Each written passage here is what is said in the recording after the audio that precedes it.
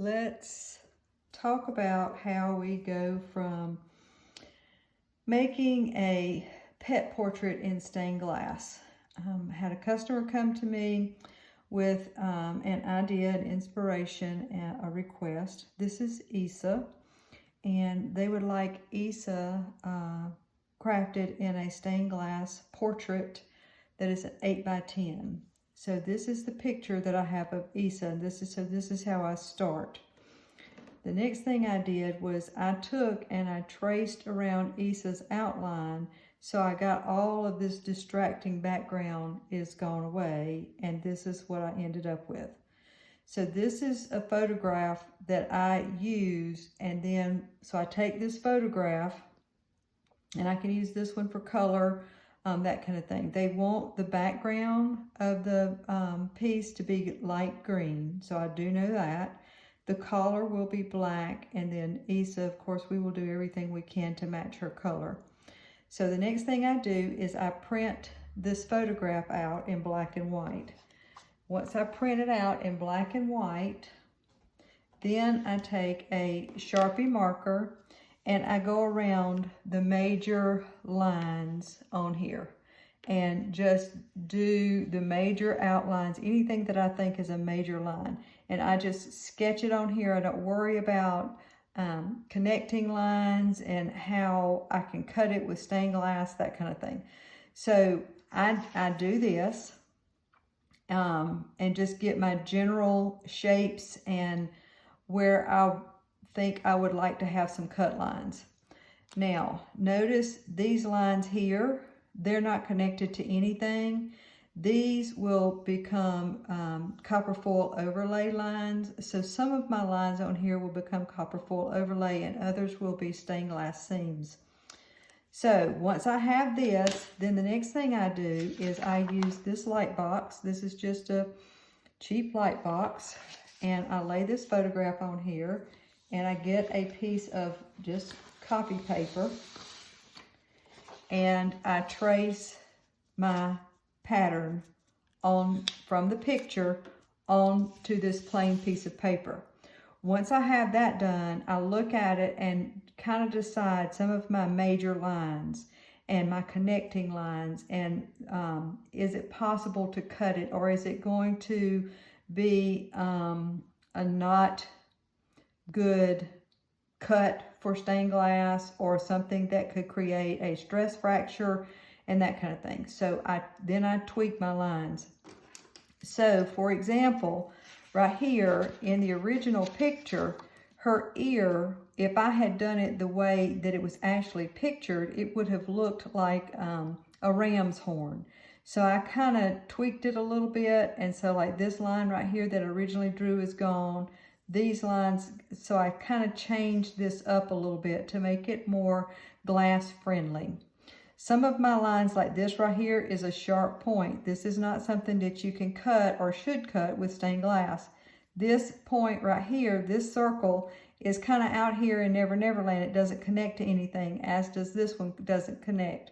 So I take my major lines and I trace them on here, and then I look at it from a construction point of view and decide what lines should I keep, what lines do I need to change so that it still looks like Isa in the end. So I have changed the shape, the ear a little bit. I haven't changed the shape of the ear, but I did add this line right here. I have another picture of Isa. In the original picture, her ears are back, but her ear actually flops over a little bit. So I took the artistic license and added this right here to create kind of a flop in her ear. Her eye, this will be amber, this will be a copper foil overlay, and this dot right here will become white paint. This is her collar, and her collar will be black. Now, to keep the collar from looking just like a black blob in the photograph, I will probably paint some white markings on here, like stitching. If you look at this picture,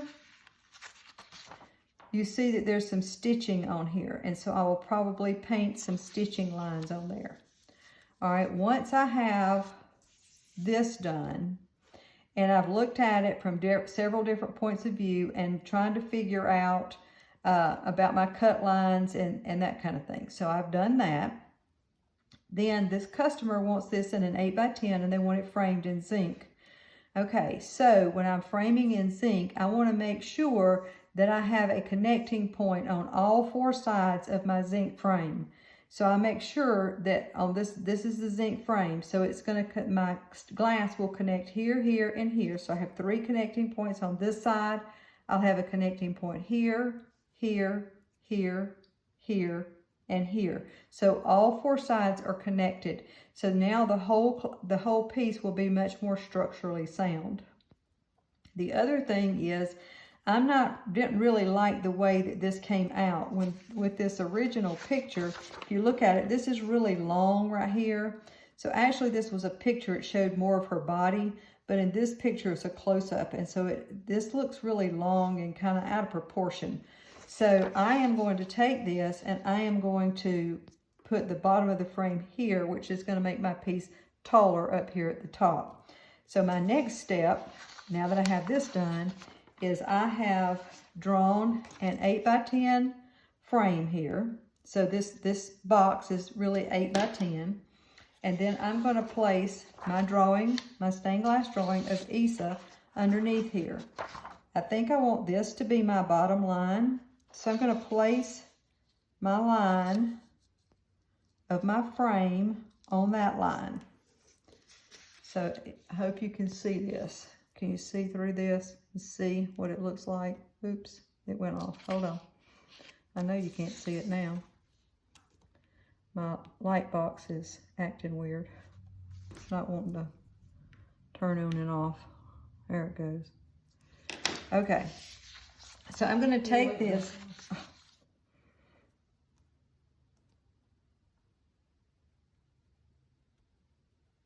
All right, I'm going to take this and I'm going to place my pattern up underneath here on my plain paper on top of my light box.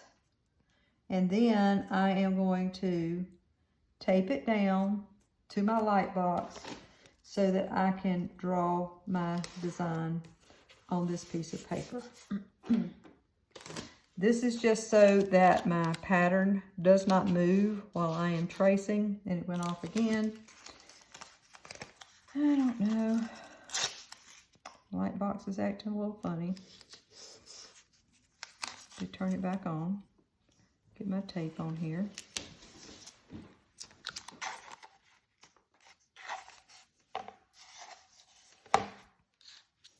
Okay, there it goes. It's on. Okay, so now what I can do is, this is my frame. And so I have this much space at the bottom, from the bottom of my frame to Isa. And from here to here, I have this much frame. So it seems much more proportionate and the way that it should be in the frame. It seems more balanced.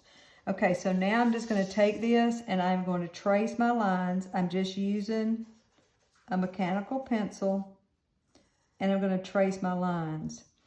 Now, deciding on these cut lines, this is a cut line going from the dog to the frame. That's called a cut line. I put several on here and tried to kind of decide what looked best, how it flows, that kind of thing.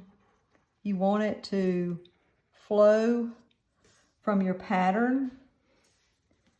You don't want to create necessarily, if you have a curvy pattern like this one, then you don't want your cut lines to be straight.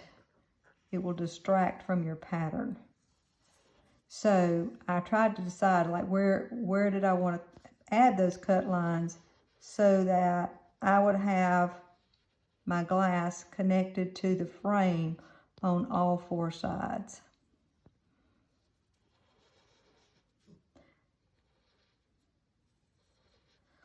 So I'm just going to trace it using this mechanical pencil.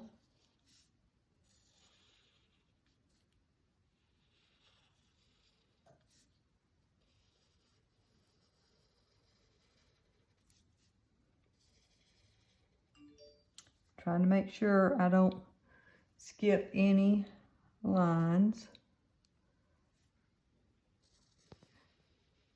I hope that didn't blink. A notification came through. I tried to turn off notifications and it didn't want to turn off. So I took a chance.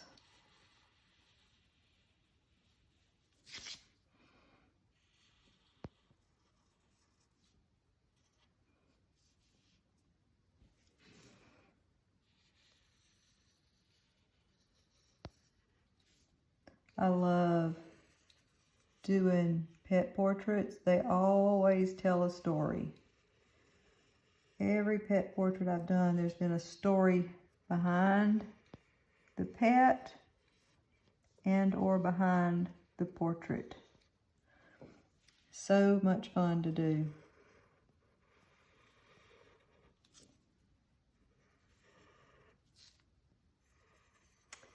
Our next step after we get our pattern created will be to select the glass. So we will do a video on the glass selection and why we're choosing certain glass.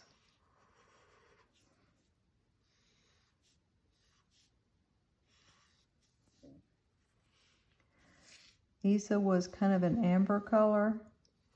She's passed. So she was an amber color, so we will use amber glass. We'll use black for the collar and a light green transparent glass for the background, and the eye will be, this part of the eye will be transparent amber.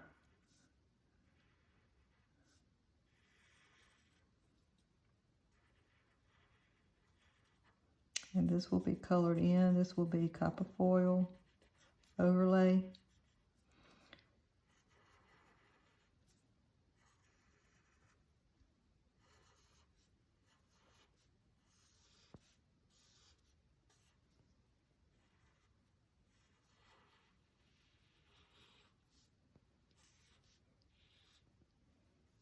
Oops, sorry. Bumped the camera. At least it didn't fall over. Okay, so now I want to look at it and see if I've got any lines that look a little sharp, or the curve needs to be a little smoother, that kind of thing, like right here. This looks a little sharp.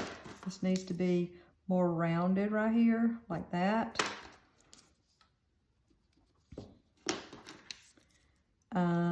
Right here, this doesn't connect very well, so let's do this. We're going to take this and draw it like that, and then this is going to come around like this. I'm missing a foil line right here. Her head looks a little flat right here. It should be more rounded right in here.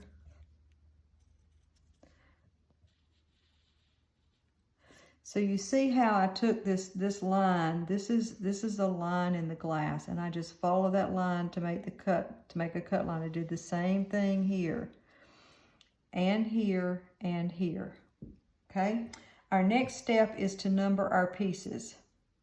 Okay, and I just number the pieces, and I put the direction line that I want the glass to flow.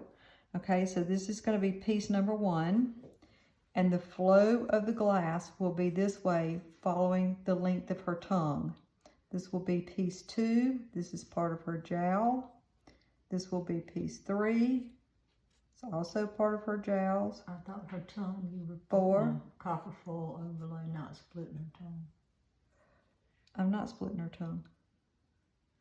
My sister's asking me about splitting her tongue. If you look at the picture, there's a line down the middle of a dog's tongue where it curls and it creases in the middle. I did not want a line down the middle of that, like a black copper foil line down the middle of that. So I want to make sure that the glass that I pick has a dark streak down the center that will mimic that part of her tongue. This will be piece 5. This will be piece 6.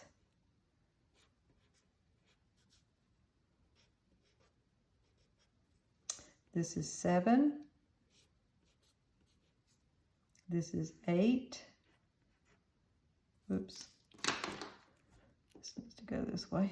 Think about the direction of a dog's fur, and that's the direction you want the glass to go in. This is 10, and this will probably be a solid black piece, but it may have a little bit of texture on it. So we're going to make this nose go up and down, so it's opposite the direction of the fur, just to give it some extra shape. This will be piece 11.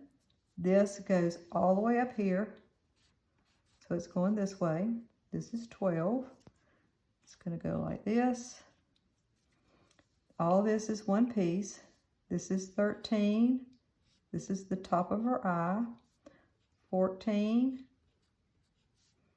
15. 16.